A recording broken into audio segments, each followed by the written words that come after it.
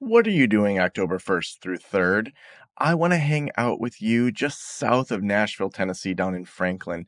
I'm going to be keynoting the Mental Health Marketing Conference, and I would love for you to be there. We are also sponsoring the clinical track, where there are going to be tons of amazing trainings, all for you in private practice. This is the national gathering for marketers and clinicians in mental and behavioral health. You're not going to want to miss this awesome conference. It's the one conference I'm keynoting this year, and you can read more over at mhmarketing.org. Also, Steve over at Mental Health Marketing has given 25% off to any practice of the practice listeners that want to come to this. Whether you're coming in person or online, you're going to want to use promo code Joe at checkout to get 25% off. I would love for you to come in person for my closing keynote on Thursday, October 3rd at the Mental Health Marketing Conference. But if you can come online, that works as well. Can't wait to hang out with you in Tennessee. Again, that's mhmarketing.org and use promo code Joe at checkout to hang out with me October 1st through 3rd, 2024.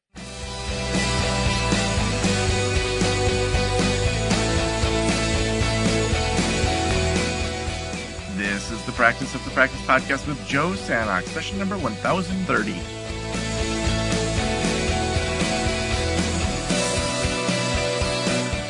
Welcome. So all week this week, we are covering leveling up. So we are talking all about how do you have a thriving practice that you absolutely love.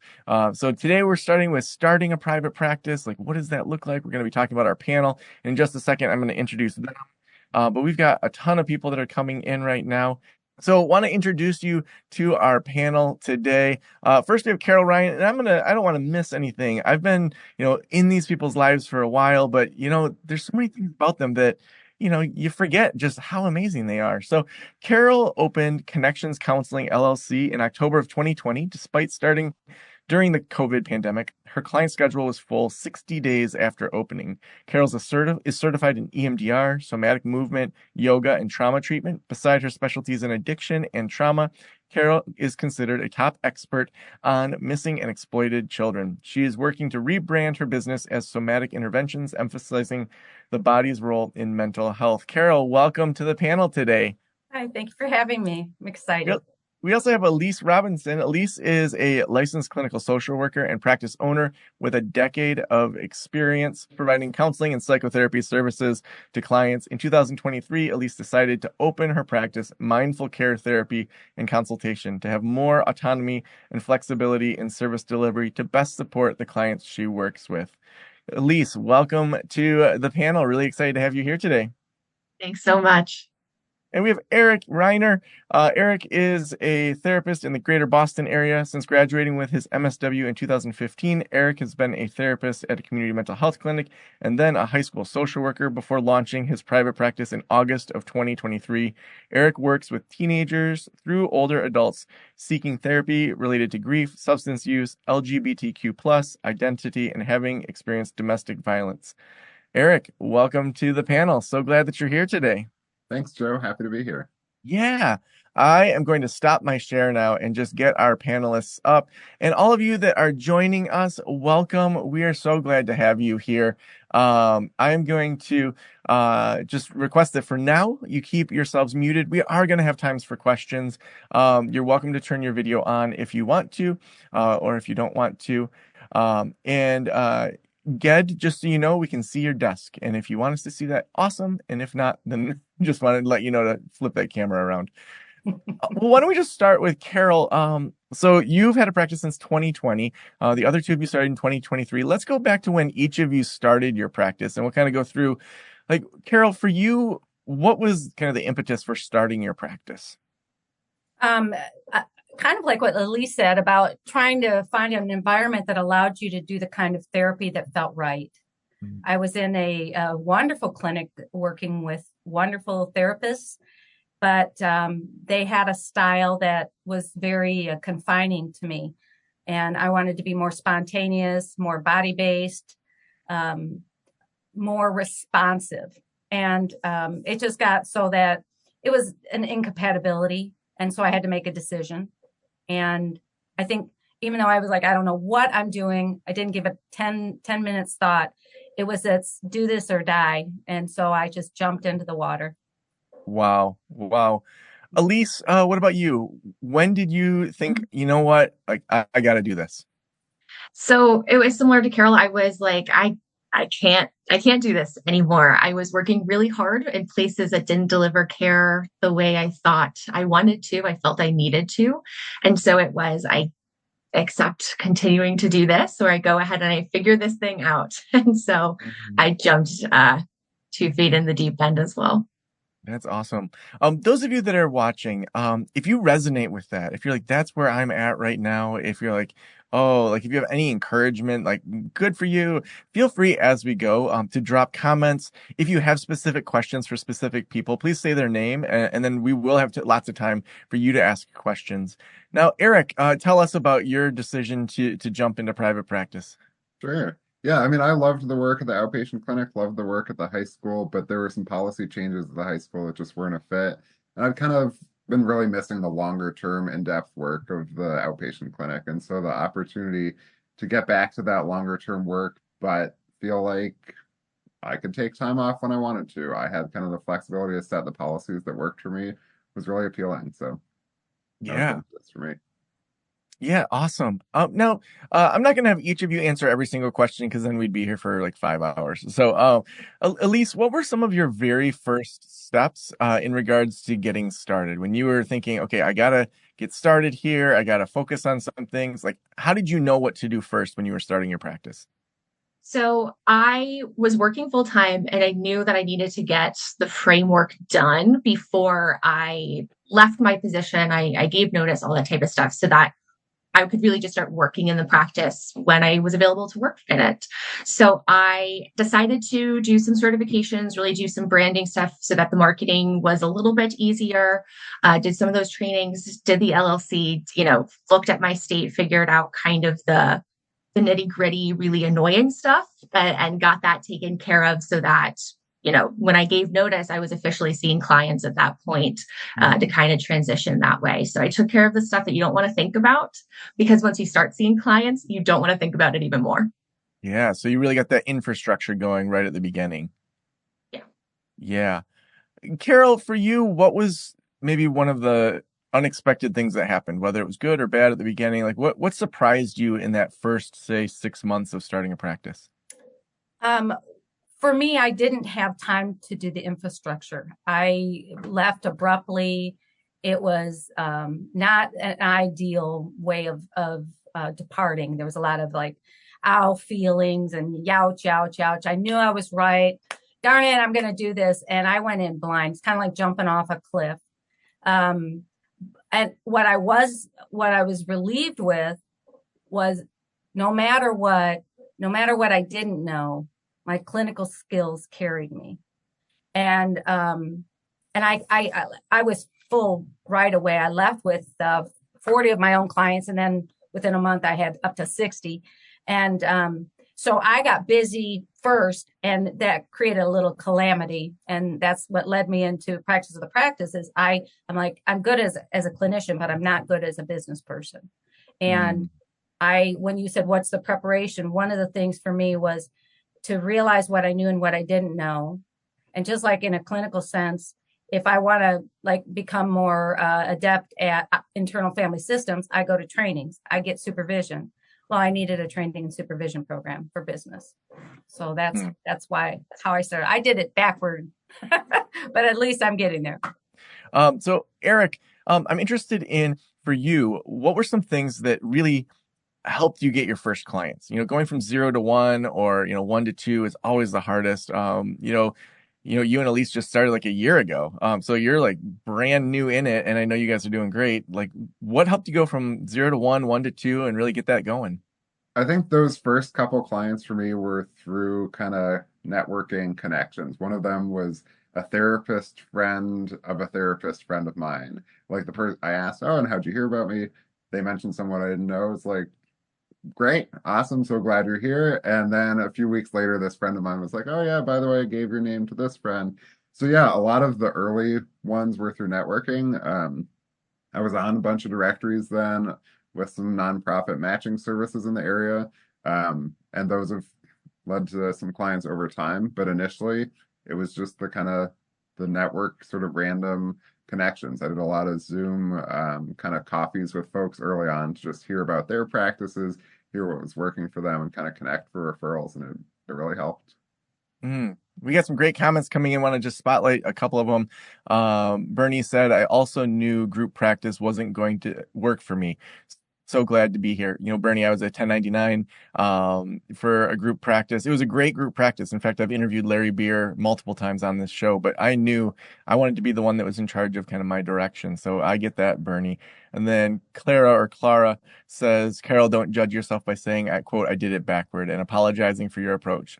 And none of us should ever feel like there is a backwards or wrong way to do it. We all have unique situations and needs and life places we are in.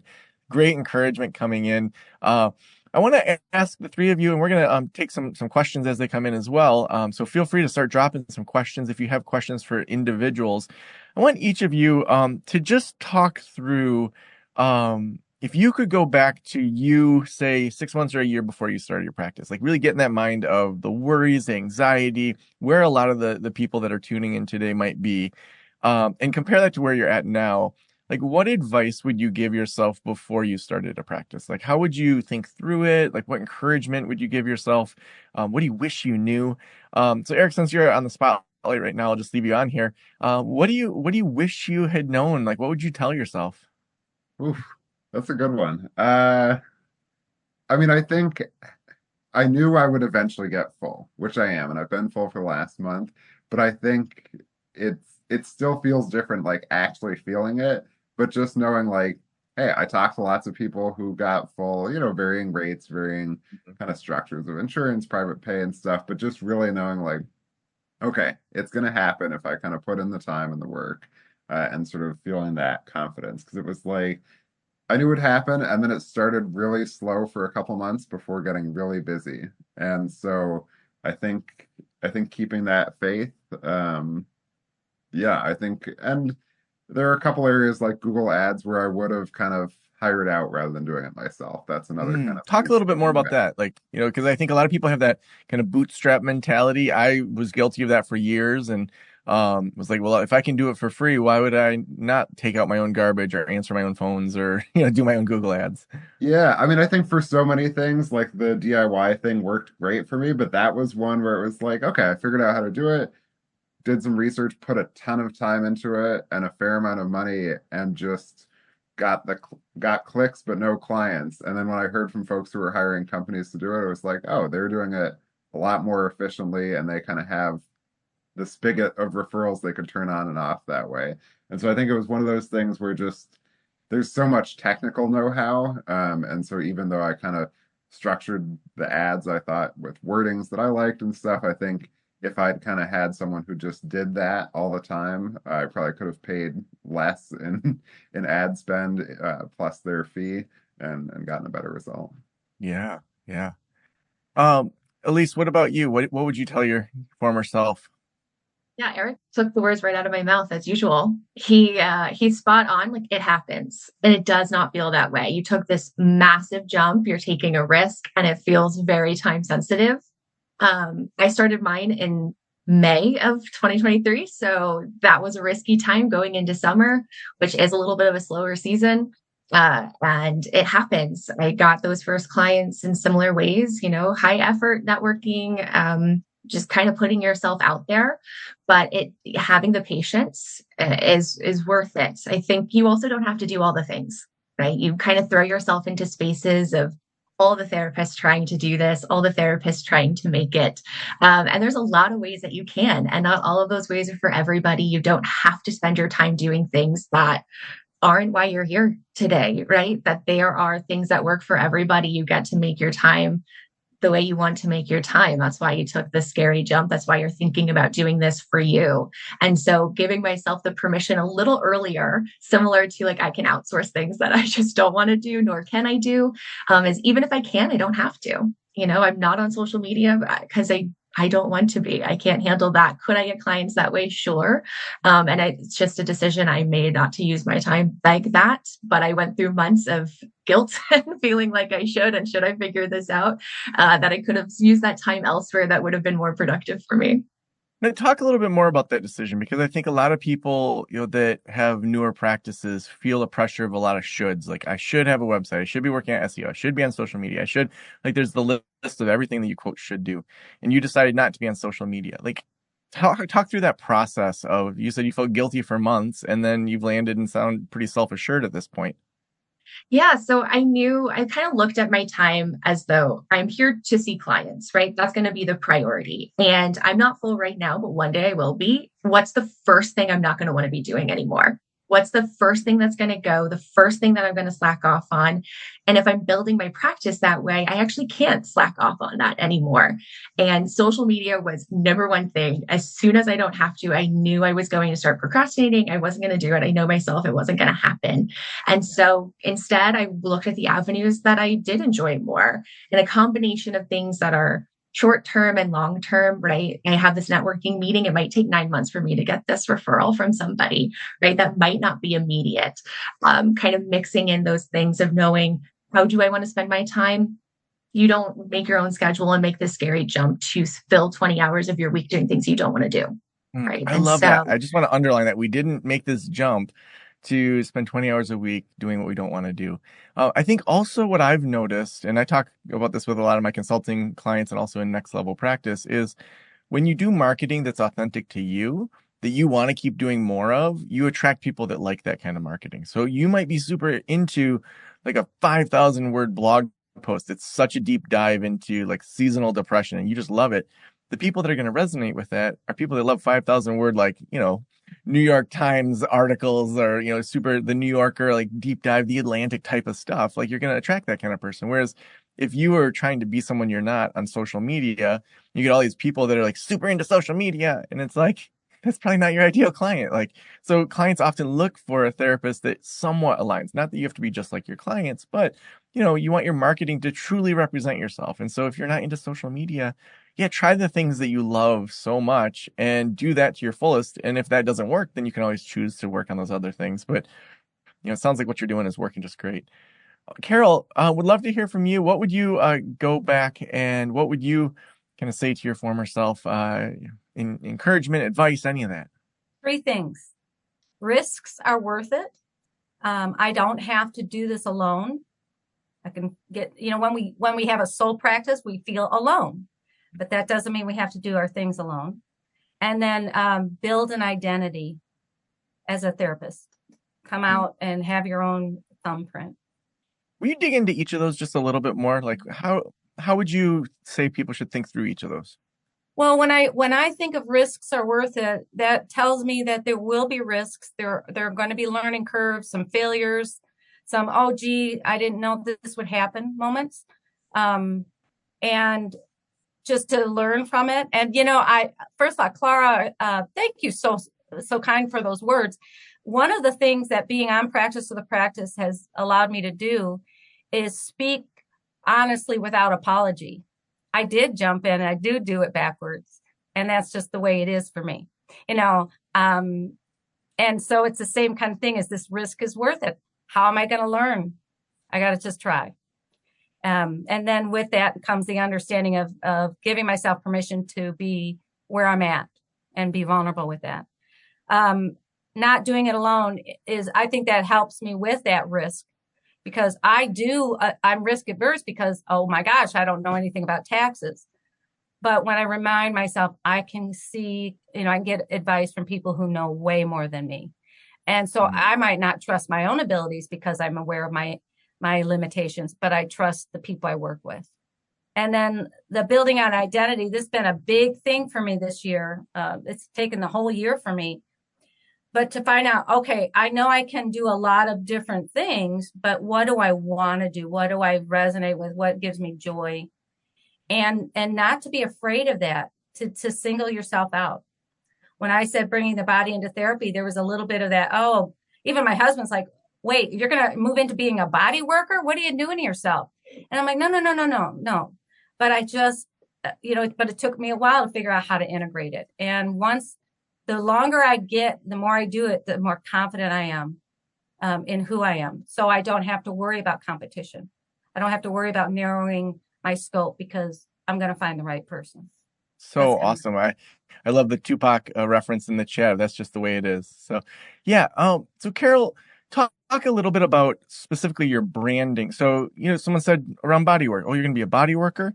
How did you make sure that still it was clear to clients what they were getting? Because I do think that, like, I recently was on a pre-consulting call with somebody, and they did like drama therapy, but everything that they said was like, these people went to Juilliard, they're these things, and it was just like, wait, what am I getting here? And it was like a really good thing for that person to say, oh, I am making it sound like we're doing some sort of like just like acting classes, whereas it's genuinely therapy. So like, how did you make sure that your branding was spot on, that people would know what they were getting? Like, what were just some techniques around your branding that helped you?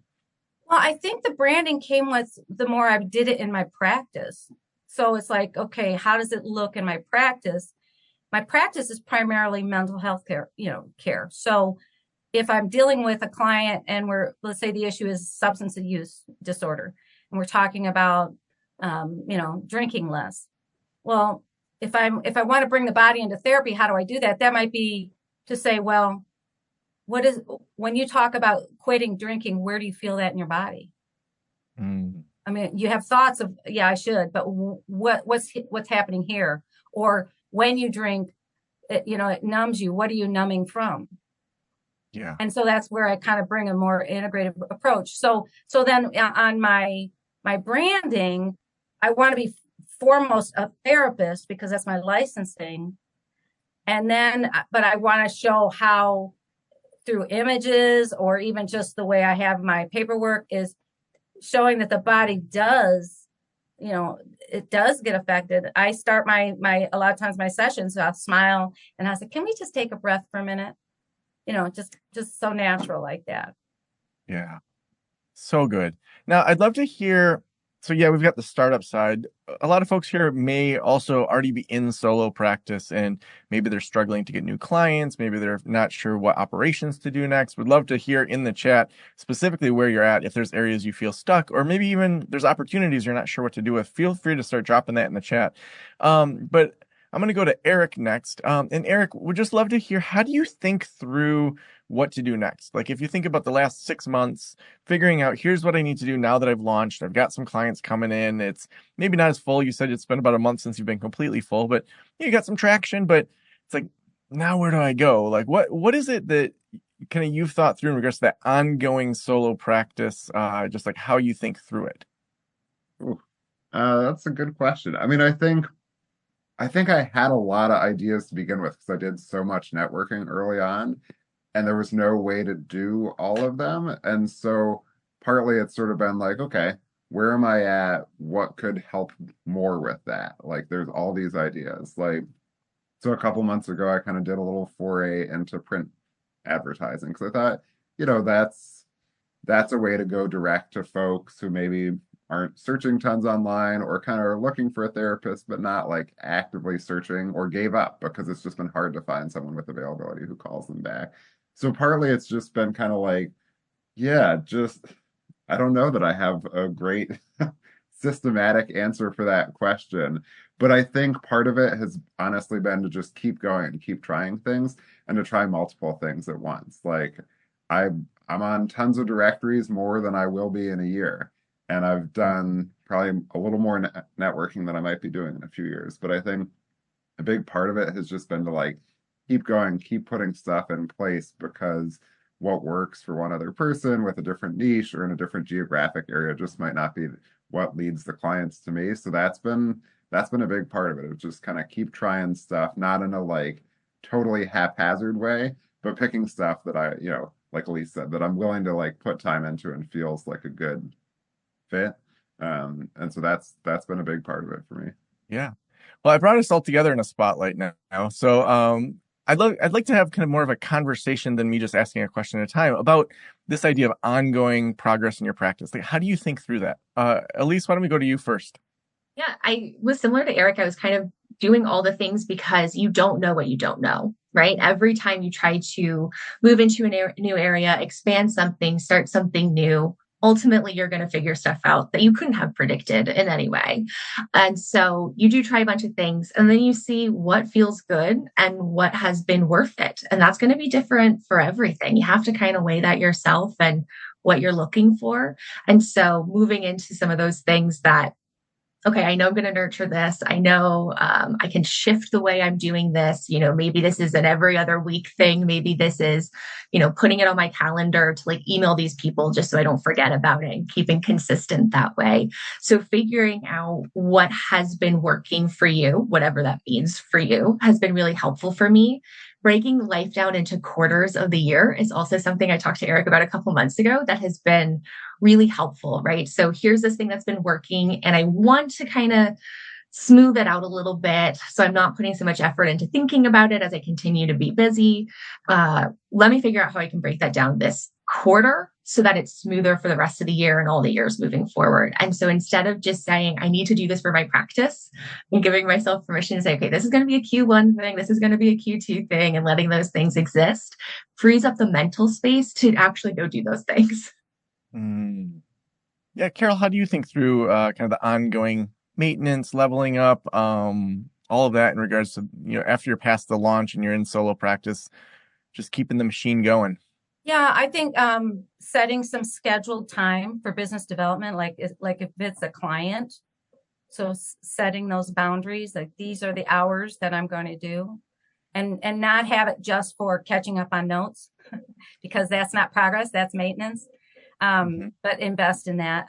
And then I would say it parallels the clinical stuff is get supervision. So get in a network of people that are like-minded. So if you're wanting to grow a group practice, get in a network of group practice people. If you want to write a book, get into, that. So that would be the way I would do it. And also, I live by this, I have ADD, so I'm all over the place. And when I slow it down, I remind myself that slow means smooth. Smooth means fast. So that's my mantra. So when I'm chaotic, I go back to wait, slow it down. Because I can smooth it down, smooth it out, and I'll catch up later. It smooths out.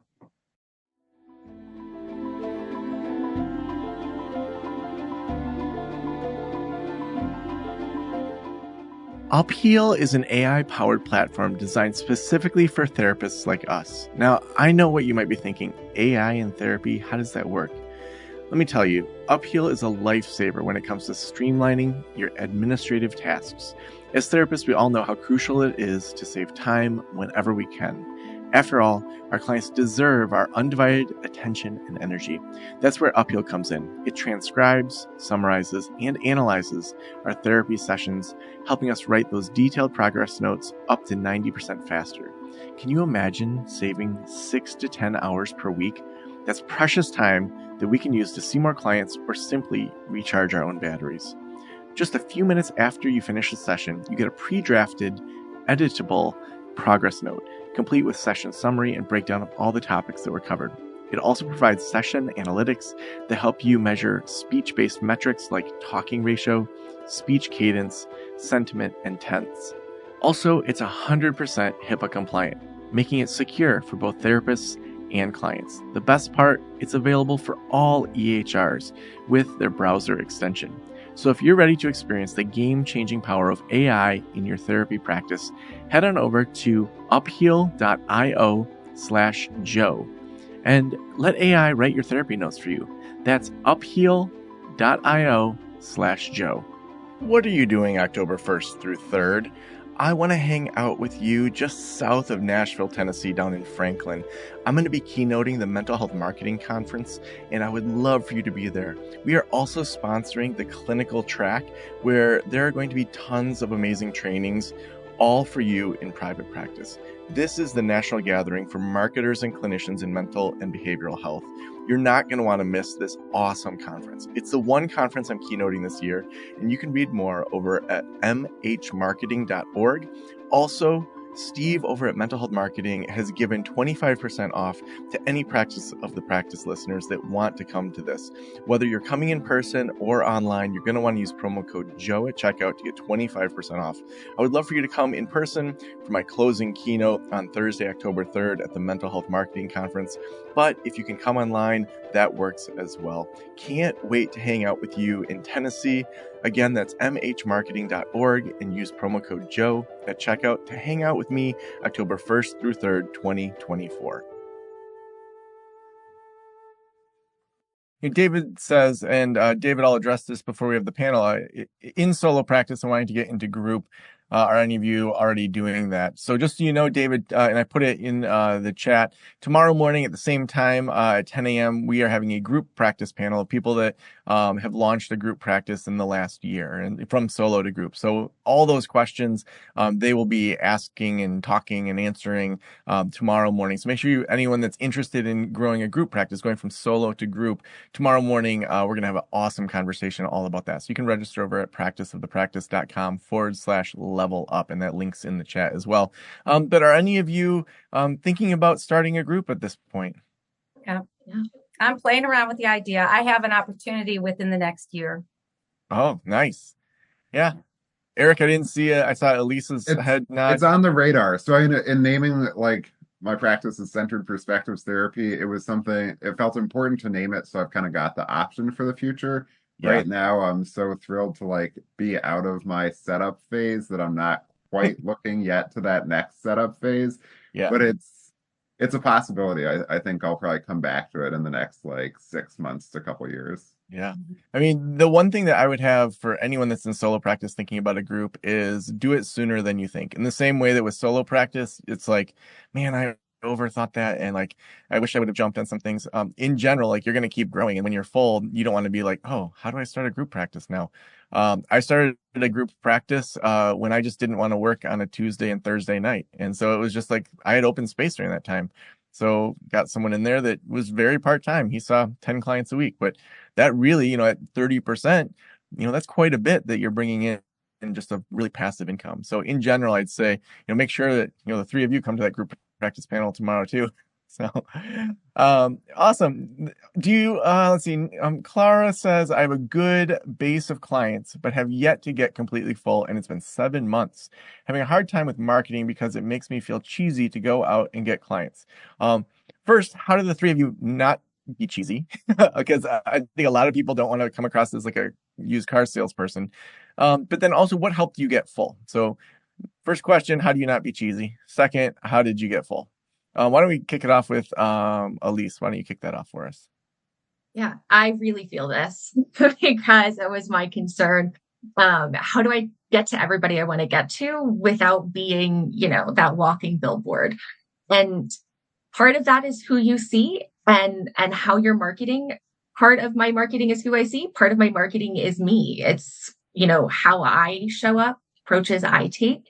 And so I speak to both, right? I speak to, this is what you're feeling. This is why I understand that. And this is where we go together, right? As generally and as specific as you can get. And just showing up as you. I mean, yes, you can talk to the people. And Carol and I had a conversation about I curse in my marketing because I curse in sessions, right?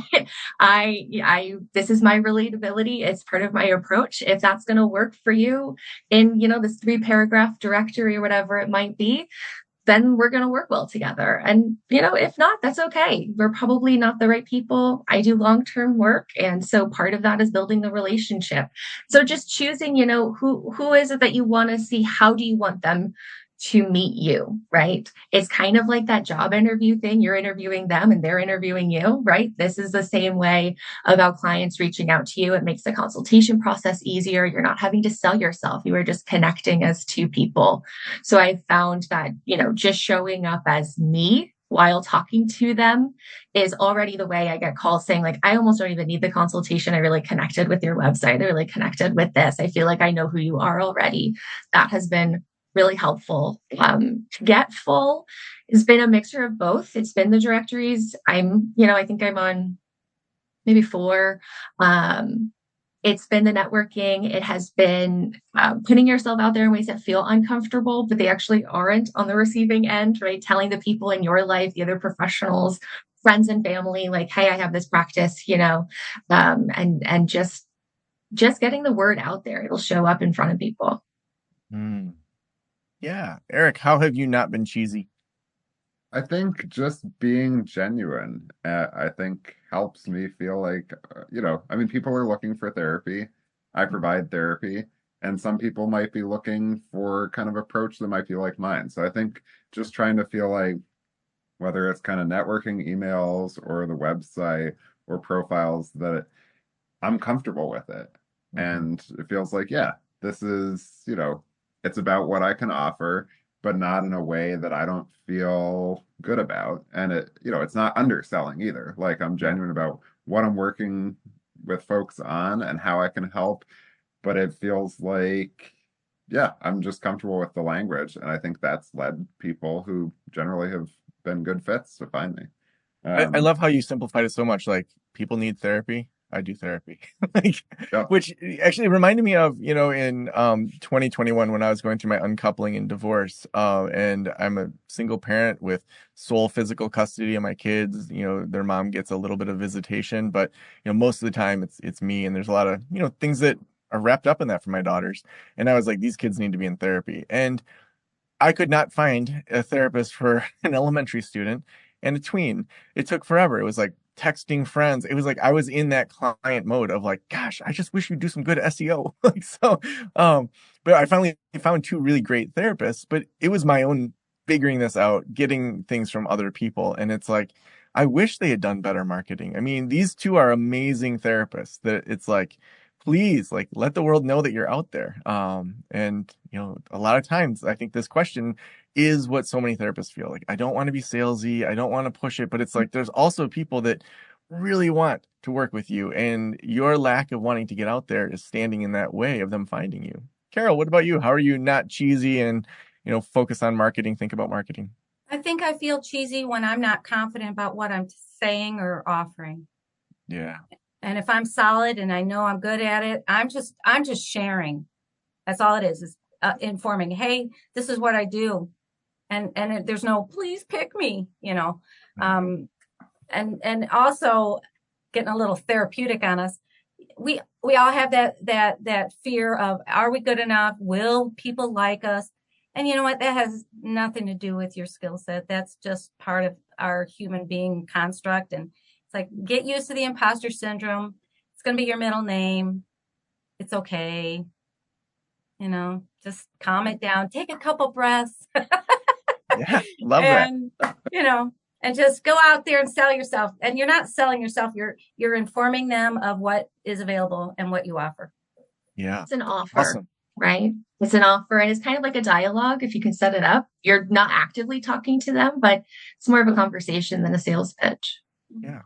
Yeah, I think even like when I do pre-consulting calls with people that are interested in consulting, I start with, I do 5 to 10 of these calls a week. So to me, it's all about figuring out the best use of your time and your money. And if it's a fit at the end of the call, awesome. If not, we don't have to squeeze you into anything that's not a fit. And it's like, so many times you just feel it's like, oh, you're not going to sell to me. It's like, no, like, there's no reason to. It doesn't make me look good if I get a bunch of consulting clients that aren't a good fit that I can't give a good return on investment to. And it doesn't help you out if you pay a bunch of money for something that doesn't help you. So, or that you don't see the value in. So to me, it's just like getting back to the human side of it. Like, if you can help them therapeutically, awesome. If not, like, we'll help you find a referral.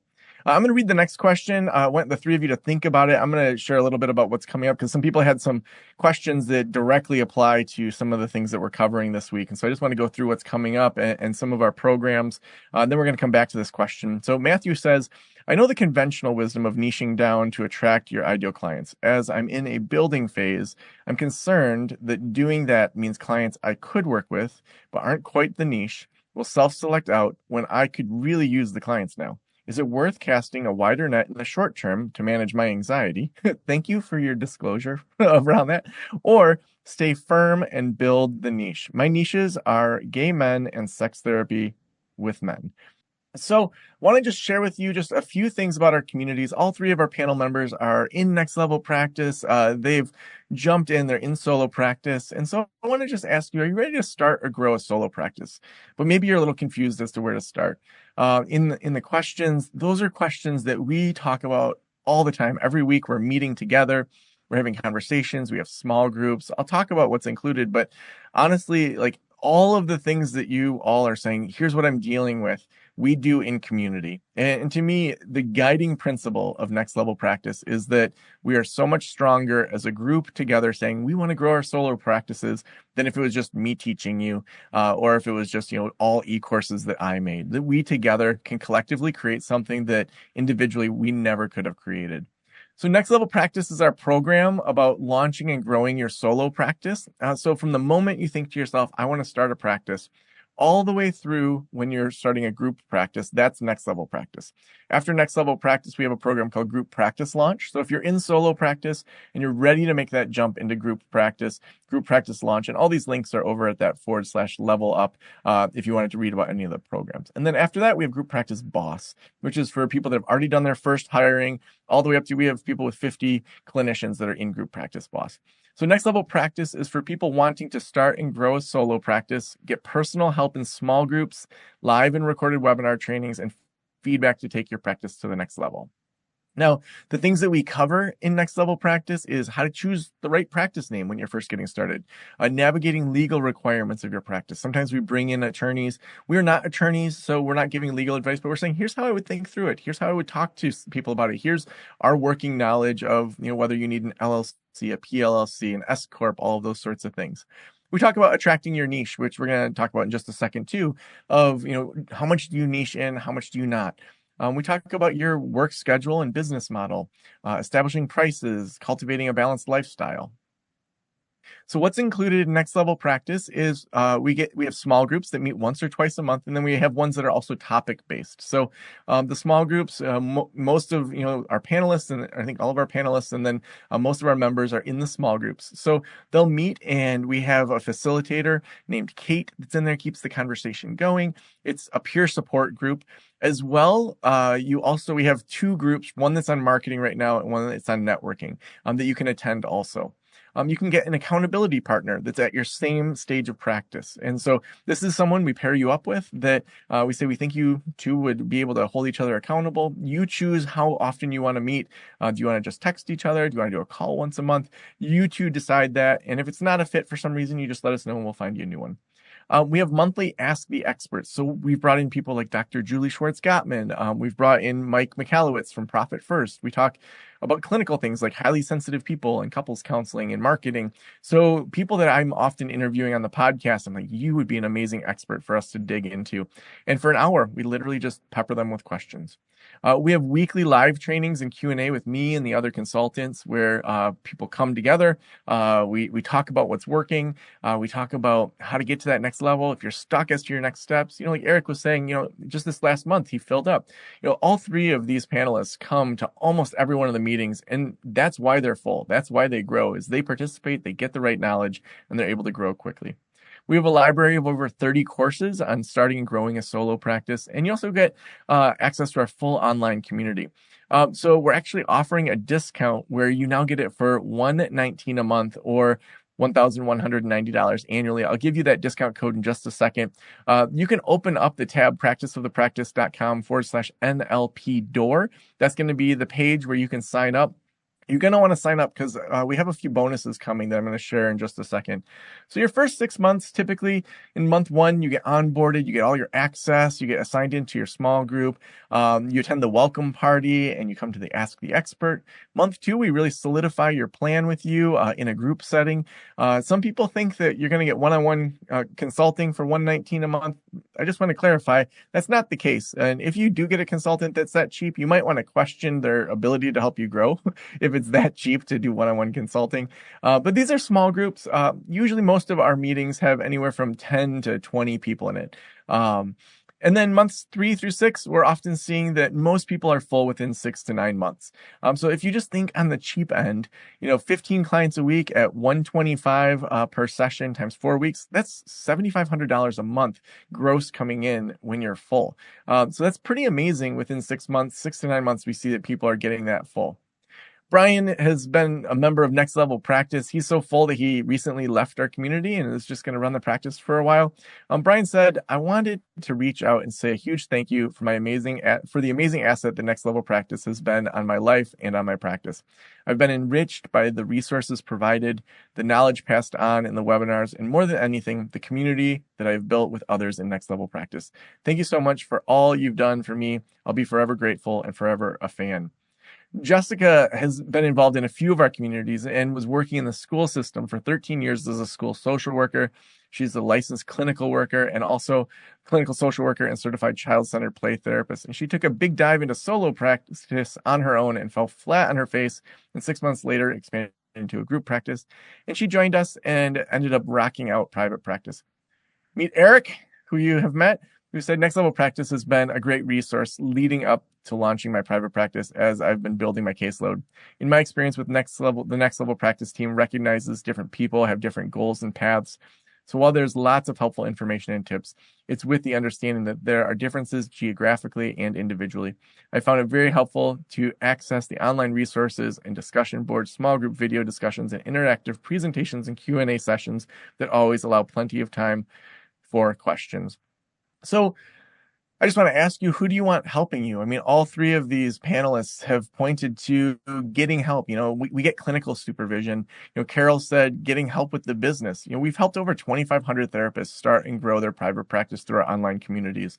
Every month, we get 60,000 to 100,000 listens of the podcast. It's a proven process based on 15 years of private practice experience. I sold my practice in 2019, and it was a thriving practice. I was able to exit that. And over 10 years of consulting now. We've been recognized and awarded 9 top consultant podcast and website awards from the Best in Therapy Awards since 2018. And from what we've been able to figure out, our members have collected over $250 million in sales. So if you do it on your own, you're going to spend a lot of time evaluating and picking the right approach. You're going to be wondering if you're doing it right. You may get conflicting information. I know that we often hear that people post something in some of these free Facebook groups, which can be a good resource, but they often leave more confused. Rather than if you're in Next Level Practice, if you post a question in Circle where we have all of our discussions, it's going to speed up your progress. You're going to get weekly trainings from us that are live and are also recorded. Small groups, accountability, and you're going to get tools of the trade like a logo and paperwork packets. To me, what's the ROI in your time? What's the return on investment? Because for every hour that you're spending searching, evaluating, wondering if you could be doing it right, you could be actually making progress. And you could be working with experts like myself and the other consultants that have done this for over a decade and other people like our panelists that are in this community. So the Circle community, we have all sorts of discussions within there. It's designed exclusively for therapists, counselors, coaches, and mental health practitioners to offer transformative experiences that go beyond just traditional networking. Now, we have a couple bonuses going on here.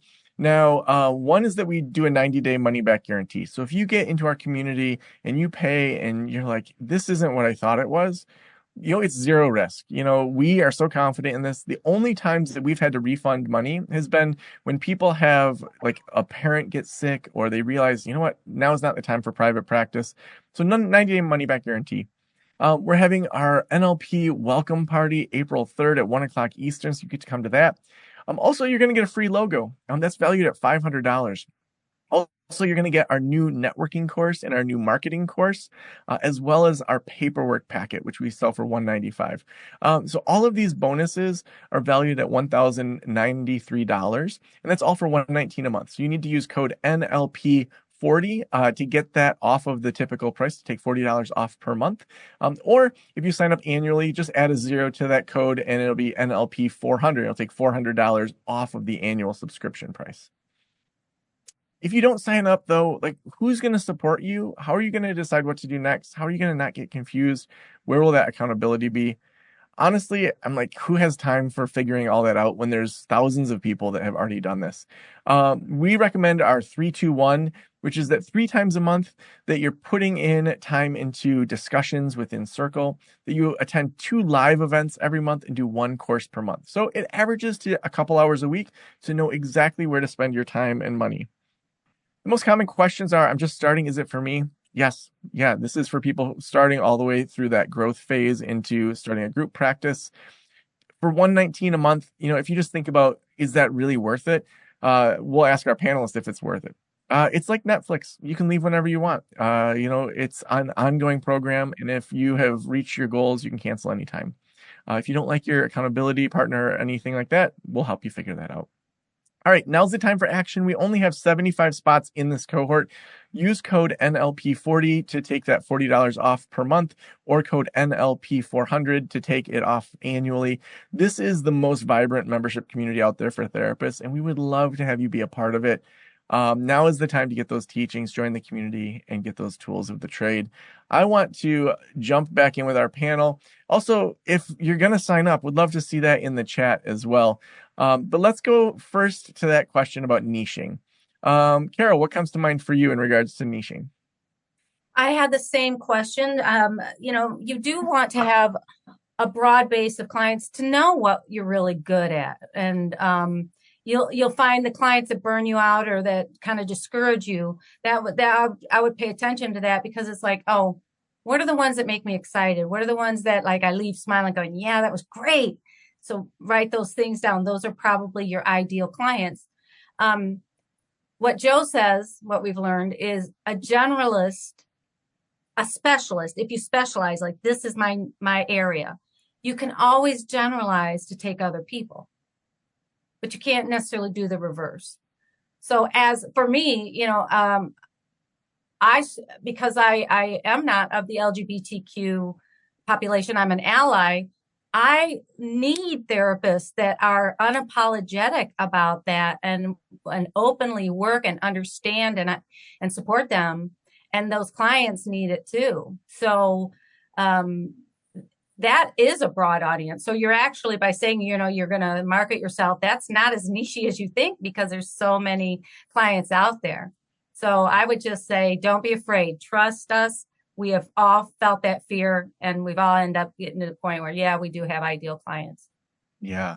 One thing I frequently say in next level practice is that, if you think about any specialist, whether it's a restaurant or whether it's, brain surgeon, you're going to assume that they can be a generalist. You're going to assume that if you ask about a rash to your brain surgeon, which hopefully you don't need a brain surgeon, that they're going to know about a rash. Whereas if you're going to ask about brain surgery to someone that is your general doctor, they probably can't do that. So so specializing usually assumes that you can do other things. Are there any things that Eric or Elise that you can add to that beyond what Carol just said? Yeah, I mean, I'll speak from somebody who also works in the sex therapy space. Like, Matthew is needed. It is not too specific. Niching down with gay men and sex therapy with men is no matter where you are, going to be wonderful. You can talk about the themes that you enjoy working on, the ways that you approach it. And again, people who will resonate that, even if they're like, okay, well, I also want to talk about, some anxiety and stress management and work-life balance. Like, that's going to be true, even with sometimes if that's not the focus, right? These other things come up. And so if you touch on some of that stuff, again, yes, sometimes clients are always going to self-select out. They might want in person or online, you only offer one or the other. They might want to use this specific insurance and you don't accept it, or whatever it might be. They might be too busy. Your times don't align. There's always reasons that it might not totally line up. But knowing that you can be specific, you can touch on these other things, you're going to be able to reach a whole lot of people that desperately need it and fill you up, that you actually get excited to come to work every day, because yes, maybe they're also talking about this other thing, but it's still this other thing you enjoy, right? So there's a way to cast that wider net without necessarily seeing anybody who will walk in your door. So again, think about when you're full 6 months from now. Do you want 2 days of your week talking to people that you don't necessarily want to be talking to anymore, right? That there's certainly ways to go ahead and have that net while still only speaking to the specific people you want. Yeah, and I would just add, I mean, I think I'm someone who has not followed the niche advice very well. I have a number of specialties on my site, and it worked. Like I am full, but not that many people are in any of those specialty areas. There are people who I think are a good fit personality and approach wise. But looking back, I might have, I don't know. It would have been worth experimenting with following that advice better, I would say. And it's something I'm thinking about now. Like I have a bereavement and remembering group, so I'm hoping that'll kind of plant some more feet in the networking world of like, oh, okay, someone for grief. Maybe I'll send that as an individual client. And I think people can also think about like maybe at least in certain spaces trying to niche, even if your website or something is a little more broad, maybe with these directories or with your marketing, maybe there's ways you want to be more specific or experiment with that. So. Mhm. So awesome. Well, our panelists have done an amazing job today. Feel free to put in the chat what for you has really stood out. Is there something that you're just like, oh, when you said that, Eric or Elise or Carol, that just blew my mind. That made me so excited. Put in an emoji that just says how you felt about this today. I am going to answer one question that was still hanging out there. If you take on additional clinicians in a group practice, do you bear any responsibility for the clinical work? So yeah, you always want to make sure you have a contract either for 1099 independent contractors, which are sort of like a business within your business, or W-2s.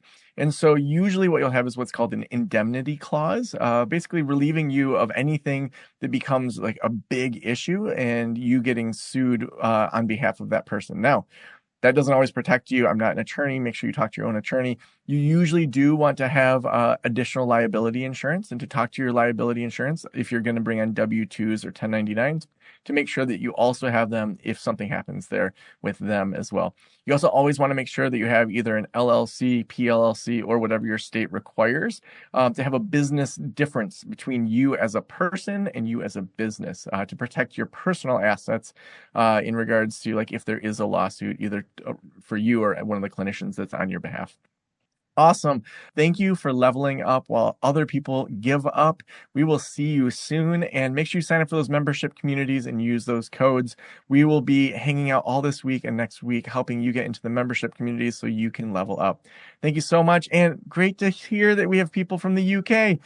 Glad you're here from the UK. Thanks, everybody. I will see you in the next webinar. Bye.